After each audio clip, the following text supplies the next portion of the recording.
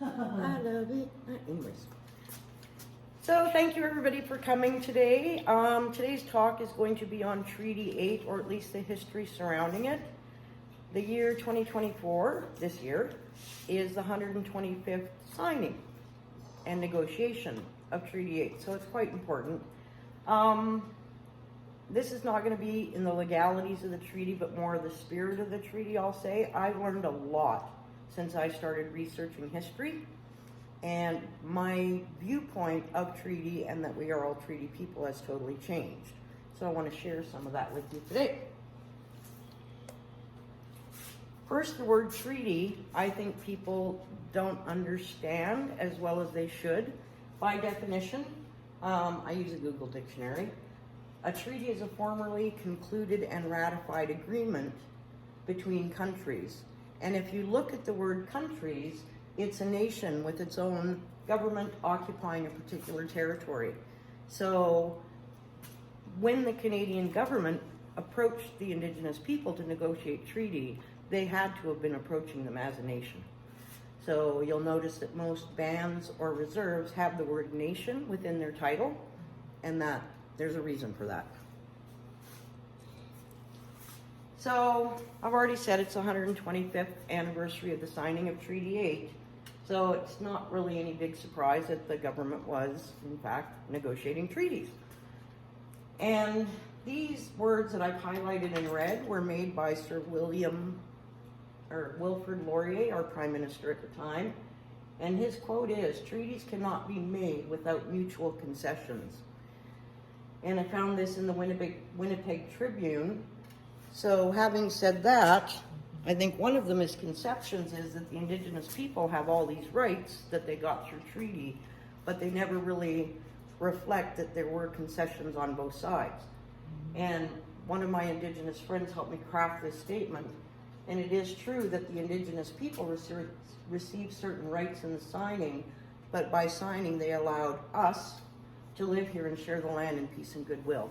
And that was the spirit of the treaty.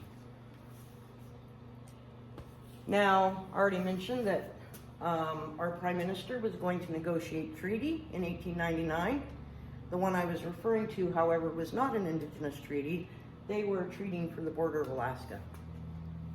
And the year 1899 was just chock full of different countries negotiating various treaties, and I've just used Russia and France as an example, and again from the Winnipeg Tribune of 1899, January 4th. So I think that's one of the misconceptions, I'll say, if that's the best word for it, about the word treaty. And as Canadians, and as a non-Indigenous Canadian, from my viewpoint, in talking with people, I think that we're very much led down the garden path to think that treaties are only with Indigenous people, which then isolates them and separates them.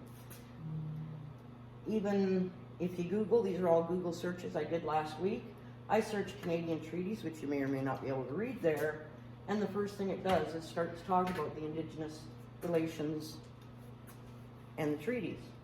So then you have a Canadian treaty series, which is entirely different than this, which took me about 20 minutes to find. And if you go onto this page and you start searching, there's actually 1,400 plus treaties with the Canadian government. So I think we're making a mistake when we isolate treaties just to Indigenous treaties.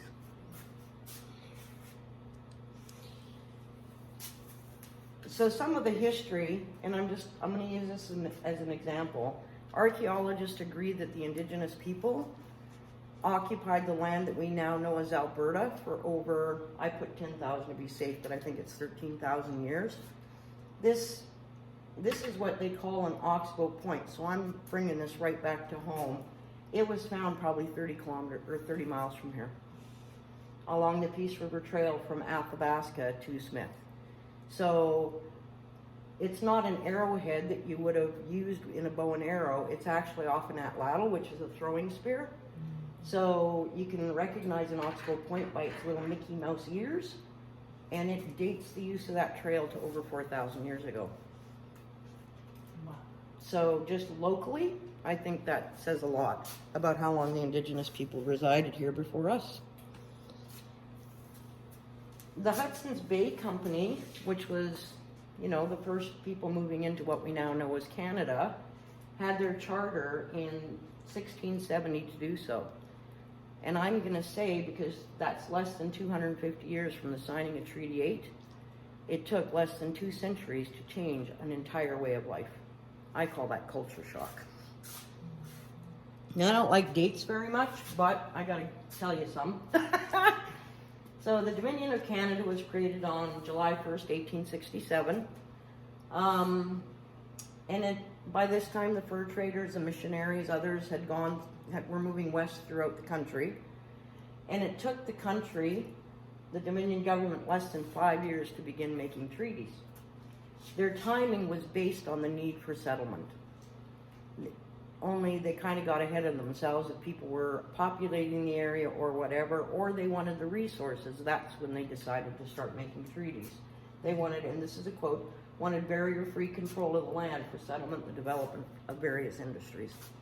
So if they didn't want it, treaties probably wouldn't have been made, because everybody was fine how they were. So when you're looking at the dates, 1670 is the HBC charter. Just slightly less than, I don't know if my math is good, 200 years later, the Dominion of Canada is formed. 5 years later, Treaty number 1 and 2 were signed in 1871. So then we're getting into the more Alberta. Treaty 6 was signed in 1876, and that's kind of Alberta, Saskatchewan. But I put this out of order. That was right after the charter. The HBC surrendered its charter to what was called Rupert's Land. So then again, a year after, Treaty 7 was signed. Then things kind of just moved forward at a sluggish pace. But I don't think a lot of people, I showed this map actually to a friend of mine earlier this year. I don't think people understand how big Treaty 8 is. So right there is Lesser Slave Lake. If you can see it on the map. No. That's huge. So, and Smith is right down here. So I'm going to tell you right now where I'm standing. I am on Treaty 6 territory. I just got to go like less than half a mile, I'll say, that way, and I will be in Treaty 8. It's the Athabasca River is the divide. Wow. So when the HBC surrendered its charter to Rupert's Land, and the federal government assumed responsibility for the Northwest Territories and the Indigenous people in it. However, up until that point, they didn't realize the starvation and other difficulties the Indigenous people were having in north of Treaty 6. And basically, they kind of wanted to ignore it. A lot of this, I'll just tell you, a treaty research report. You can find it on Canadian Archives, Library and Archives online. So they didn't feel that they had any obligation whatsoever with the people that weren't under a treaty, that had not signed treaty.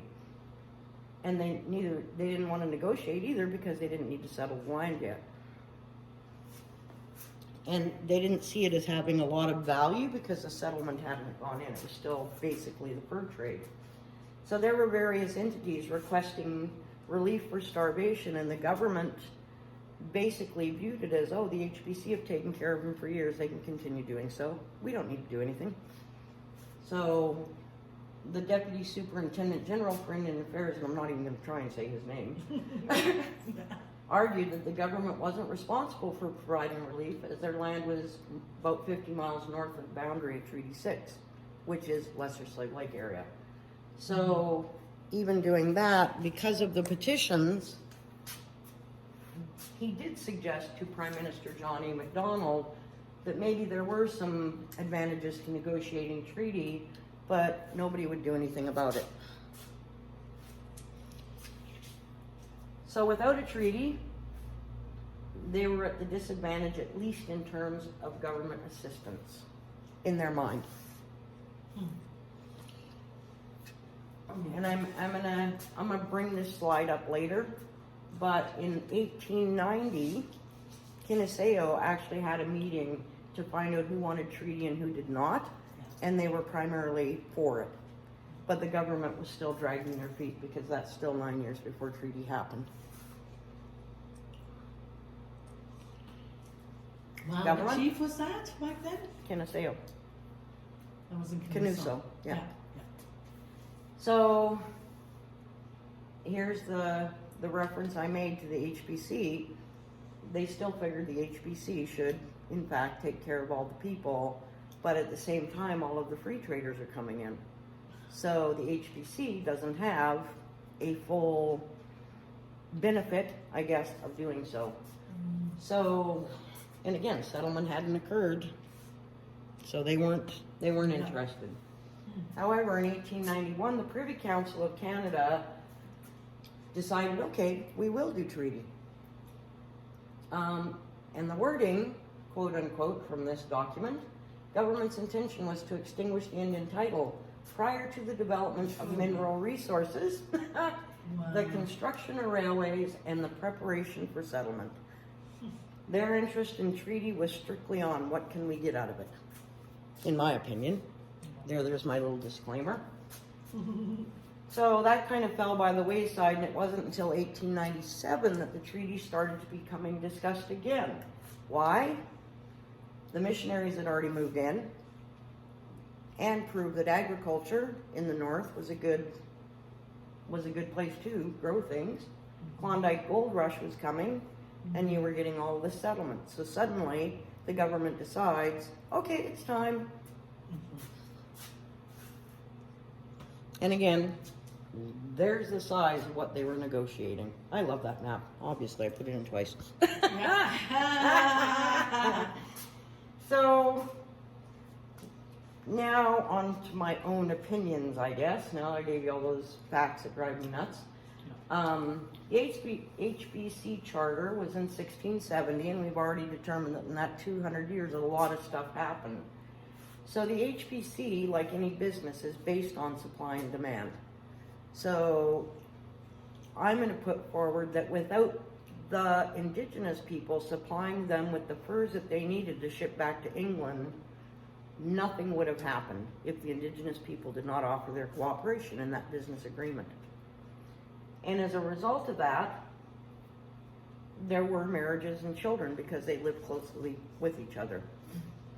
Now, on the supply and demand bit of it, The Métis people were in here or were coming born already, and they would just become the mediators and the translators. basically.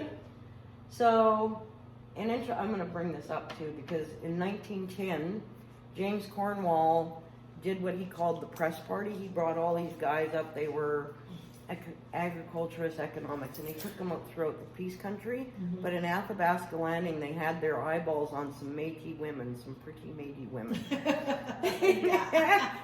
And Cornwall said to them, you better back away because those are the daughters of the fur traders, and some of them just got back from Paris. They are out of your league.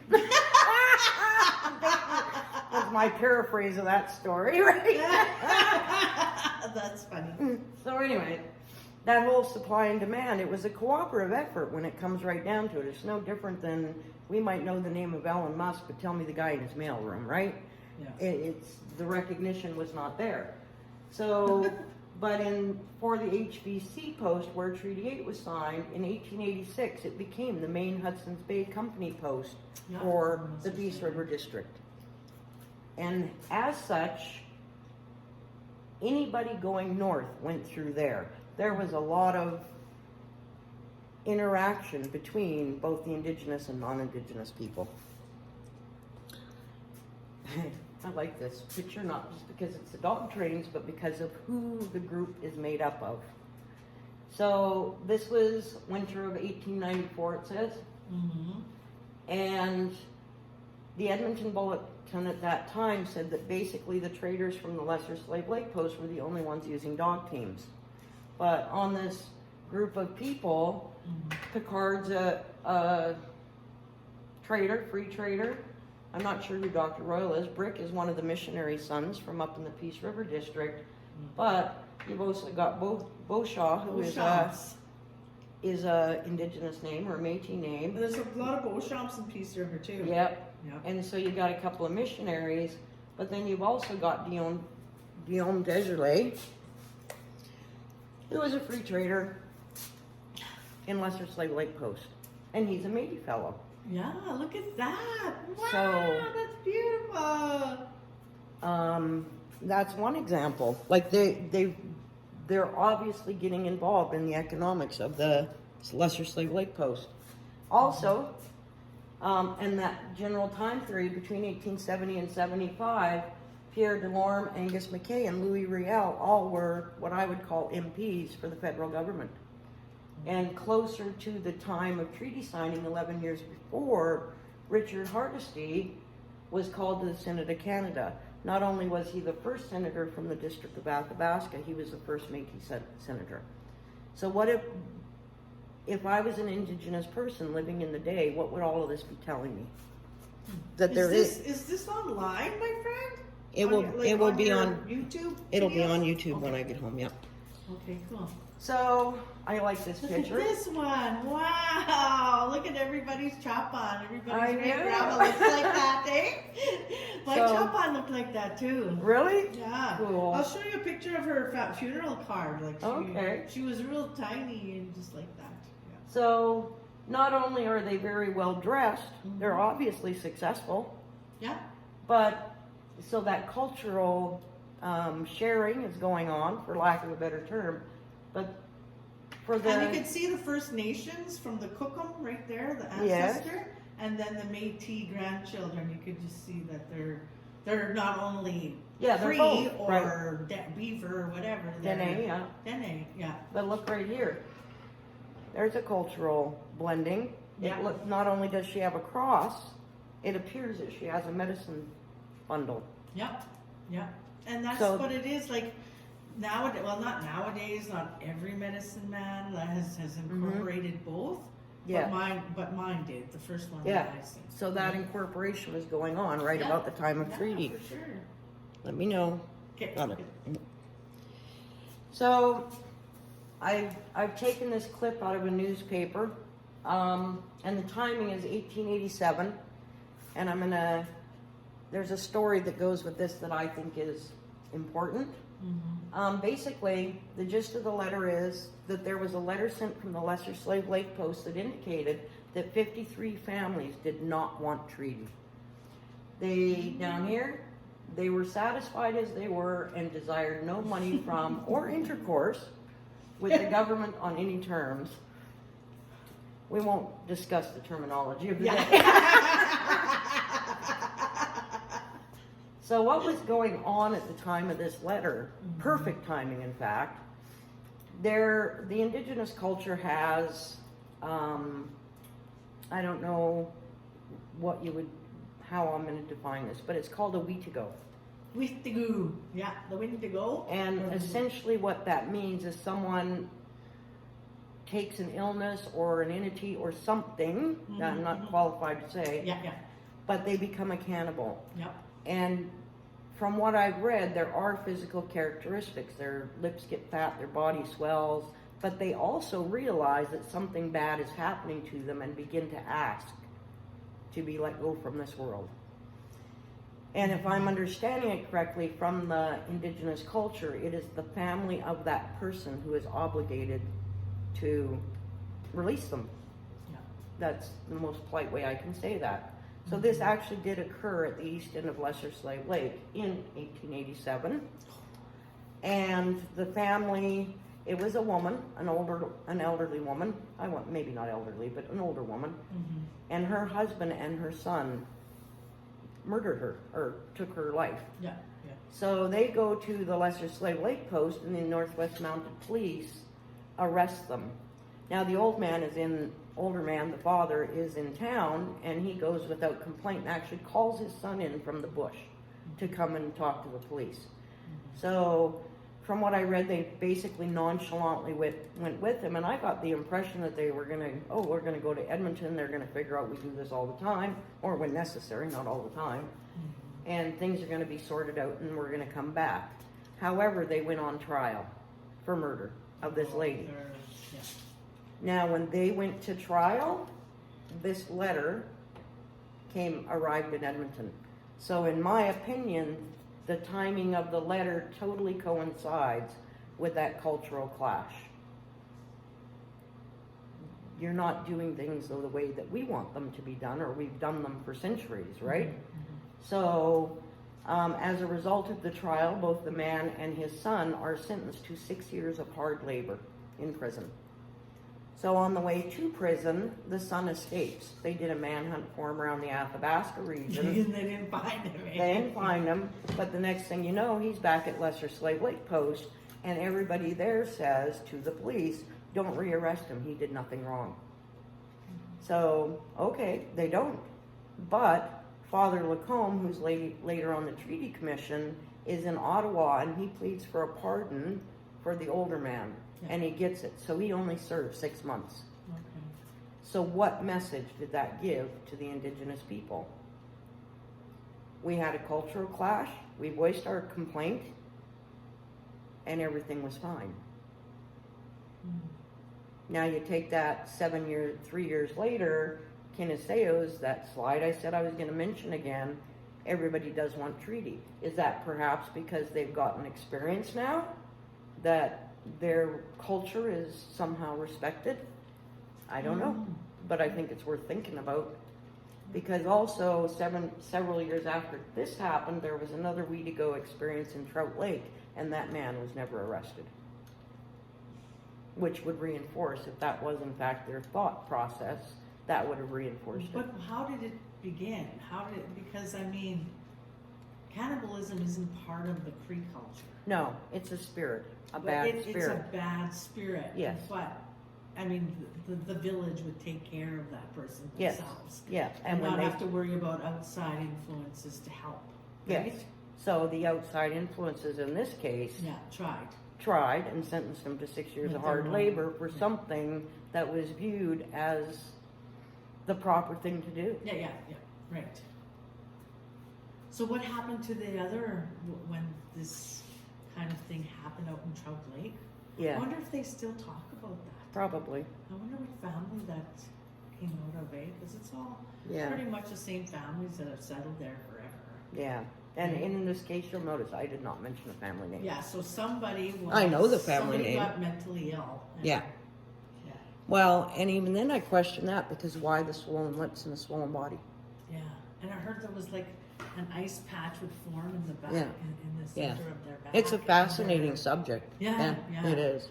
And they would go, animalistic. So I wanted Right. a lot of the, I even have the book here. A lot of this information has come from Mackenzie Basin. Okay. So, I can't read it on my slide, but apparently Dr. David Leonard, who I know personally, wonderful vet, very, very smart man. I don't know Brian Caillou, but he also, both of them worked on this book, and it's by Charles Mair, who was with the Treaty Commission, but on the Script Commission. So he kept a diary of the whole experience, Wow. including some of the things said at treaty, and in the back it says it has a copy of the report, the treaty report at the end of the year. So that's one of my main references, so you know. Perfect. So back to Mackenzie Basin. this is a picture of I'm going to say this wrong. Latticer, Latticer. Yeah. the Latticer family. So this is the wife of Joseph. That's a Métis name. Oh yes, absolutely. Joseph was a free trader at Lesser Slave Lake Post at that time. Yeah. And again, look at how well they're dressed. So Charles Mair, in his book on page 54, it almost sounded like he was disappointed because the people were so well dressed. They were not what he expected, even remotely, in treaty signing. It's plain to see that these people have achieved, without any treaty at all, a stage of civilization distinctly in advance of many of our treaty Indians to the south after 25 years of education. So, they had some sense of what was going on, right? And you got this from the archives, or is it in that book? This Yeah. is the archives, Provincial Archives of Alberta, and that's the number. Oh, wow. So I'm going to show you, and then we're going to get into the spirit of the treaty, or at least my opinion of it. So this is the original treaty document, and I'm still kind of 6 of one, half dozen the other. I think they typed it up that night, but you can see it's got red letters in it, which would indicate importance, correct? Right. So one of those and whereas things, that's in red on the document, so that there may be peace and goodwill between them and Her Majesty's other subjects. Now, from everything that I've read on the negotiations of Treaty 8, that was front and forefront. Like it was just bang, bang, bang, reinforced. We're here as brothers. Canuso even said, I think it was Canuso or Moosetoos, why do you call me a brother? We live entirely differently. Yeah. But that whole, oh, we want to give you exactly, we want you to bring you up. It was like, this is good for you. We want everybody to get together. A lot of talk about shaking hands and things. And not surprising, because this is thank you, I stole this from River First Nation. This is a treaty medal. What's on it? That would have been visible in the tents. Oh yeah. What presentation is the Treaty Commission giving to the Indigenous people? It's not, hey buddy, we want to come in and because you got pretty good farmland over there and there's some timber over there and we heard there's oil, right? Yeah. No, that's not what they were saying. They were saying, hey, let's all get together and move forward. And that's my short version of treaty negotiation. Oh, I'm going to go back to that. I don't know if this is an original. This book says it's silver, but look at these are this guy's fingers. Look how big they are. Wow. Because there are copies of treaty medals online for sale. Really? I found that out, yeah. That's crazy. So, now I want you to compare two statements. I've said both of these in the previous slides. In 1891, the Privy Council report indicated that the government's intention was to extinguish the title prior to the development of mineral resources, the construction of railways, and the preparation for settlement. Does that sound anything like so that there may be peace and goodwill between them and Her Majesty's other subjects? No. No. On very contrary. And then on page 61 of the book, all the rights you have now will not be interfered with. That was spoken by Liard during treaty signing. So, there's been a lot of talk about education and the results of all of that. So, I put two different quotes from, this is off of the treaty document. Her Majesty agrees to pay the salaries of such teachers to instruct the children of said Indians. Pardon my language on that too, I'm going to date. As to Her Majesty's government of Canada may seem advisable.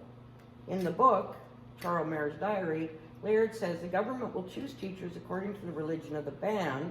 If the band are pagans, the government will appoint teachers who, if not acceptable, will be replaced by others. I don't know, personally, I see a little bit of discrepancy in those statements. Yeah. So this is a good time to say, my history hero is James Kennedy Cornwall, also known as Peace River Jim. He was also a free trader at Lesser Slave Lake Post at the time of treaty, and he attended it. He wrote an affidavit in 1930 saying what was on the document is not necessarily what was discussed at treaty. And if you, in the back here, it talks about the negotiations and how they had to do. So I'm assuming that that document was typed up as they traveled. Yeah. So when you're speaking about education and teachers not working well or whatever, now part of my intent in bringing out education was all those slides of the well-dressed people, the free traders, the politicians. They were integrating into a colonized society. Yeah. Now, I grew up in an era that many parents urged their children to go get a college degree because that's how you could be successful. Would it have been any different for those people that obviously have integration into society, that education was so very, very important to them because it meant their children and their grandchildren would be successful? Right. I think that's why it was such an important thing in treaty. But I don't think that they expected anything like this to happen. And this is a letter from Gambler, dated 1935, from Durpile, Alberta, where Mr. Gambler took his children from residential school And as a result of that, I have to order that the same be cut off entirely from his rations until such a time as I am able to reverse my decision. In other words, you either put your kids back in school or you ain't getting nothing from us. I don't think that's what the intent of treaty was. But, you know, there's a lot of those examples. I just have to bring that out because that's, you know, you're hoping for the best for your kids. Indian agents. That's what they talk about. That's essentially, That's and they essentially varied. what it was. Yeah. And what they did. That was essentially their job. Yeah. So the other part of education, and I've already brought up that in my era, people wanted their children to become doctors, lawyers, high professional people because it was good wages and a good life, supposedly. Mm-hmm. Now, this is from Indigenous Foundations, arts.ubc.ca. And this is a direct quote from them. Any Indians who obtained a university degree and or became a professional, such as a doctor or lawyer, would automatically lose their status. I didn't see anything about that in treaty.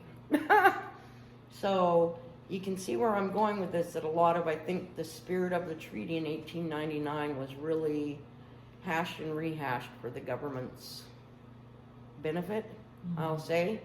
There was more at play than an afternoon of negotiations. I'm trying really hard not to be offensive, by the way. So, and I've already brought up James Cornwall saying what was said, etc. So nobody's going to know for sure because we didn't have videotapes and tape recorders back in the day. And there's oral history that I've not been privy to. All I can do is documents on the internet, basically. But this was also from the Edmonton Bulletin, July 6, 1899. That is shortly after treaty negotiations had concluded and both the script and the treaty commissions moved on. The terms of the treaty here with the Indians is not for publication until the general report of the commissioners has been made and everything laid out before the government of Ottawa. Now, I don't know, if I went, let's just use a car for an example. If I went and bought a car and I signed the papers, I would think that Chrysler or Dodge or whomever would not be able to come and tell me that I needed to do it differently afterwards. Right? So, just saying, right? That it's a different point of view, that this stuff doesn't add up. To hold, yeah. Now this is a plan of the Sucker Creek Reserve, and it was surveyed in 1901. And I don't have a picture of this, but during negotiations they were also very leery of taking any land. And the reason for that is, I can't remember the date, but it was supposedly, and I'm going to say that because I've heard stories, supposedly before the signing of Treaty 8, many of the other treaties, Indigenous people that were on reserves had to get passes to leave the reserve. So, I've heard about that pass system, pass system. Yeah, and I've read dates that don't quite correlate with some of the oral stories that I have heard. So my Muslim was from Big Stone Cree Nation, and I didn't grow up over there, and neither did my mother, actually, for that matter, because she was born and raised by Cookham's family, and Métis settlements. So, and Muslim disenfranchised, so he never got to go to the Indian residential school. He went in hiding. Yeah. When he was 13, he already knew how to fish, trap, hunt, smoke meat, and he survived and never had to go to residential school in the bush. Yeah. Came out later, and then went to work to build the railroad. Yeah. From camp to camp. He So, never learned to read. This, what I told you about the university degrees and that was disenfranchisement. They would be disenfranchised. Yeah, so he never did go back he never moved back to the to the First Nation community and never did get his treaty. Yeah. So none of us ever really pursued it. I think I forgot to put a slide in here. The same process would occur for any Indigenous person who served in the armed forces. Let me look real quick. Or any Indian status woman that married a non-status man. Yeah. They'd have to forfeit. Yeah. Indian status. I didn't get it. I missed the thing. But yet there was lots of non-status women that would marry status men and become status. Yeah, it was very and they've changed a Yeah, lot. and then they managed to changed change all that again. Yeah. So, I took 2 pictures. If you search Indigenous veterans, I think, or veterans land.